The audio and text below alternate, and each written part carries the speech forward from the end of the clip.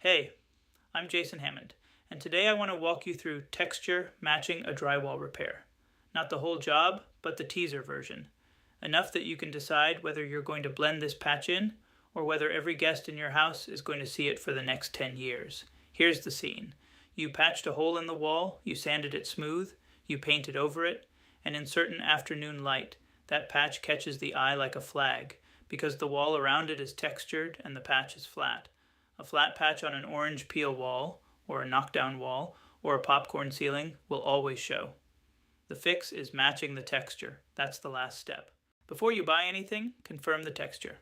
Step up to the wall and look close. Fine dots like the skin of an orange, that's orange peel. Thicker splattered blobs flattened with a knife, that's knockdown. Bumpy, heavy aggregate on the ceiling, that's popcorn. Hand troweled curves, that's skip trowel, and that's a specialist. Pick your type before you pick your can. Now here's what the job actually looks like. You buy a $15 spray can of texture, you shake it for 30 seconds, then you spray a test pattern on a piece of scrap drywall or cardboard, and you dial in your distance. Closer equals denser, further equals finer. You prime the patch first.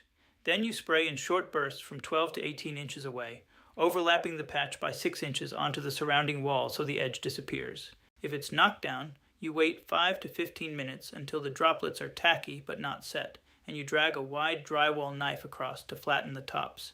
Timing is the whole trick. For bigger repairs, skip the can and rent a hopper gun. You let it dry 4 hours, prime it again, then paint. The mistakes that double this job: skipping the scrap test and blowing the density on the real wall, knocking down too early and smearing the texture flat, knocking down too late when it's already set, not feathering the spray edge onto the surrounding wall, and forgetting to prime over the fresh texture before paint. And one more thing, if your house was built or remodeled before 1980 and you've got a popcorn ceiling, stop. That texture may contain asbestos. Do not sand it, do not scrape it, do not disturb it until you test it with a $20 home kit. If it's positive, that's an abatement job, not a DIY job. For the full timing chart, the spray distance guide, the hopper gun setup, and the exact texture identification walkthrough, grab the complete guide at hammondreengineered.com.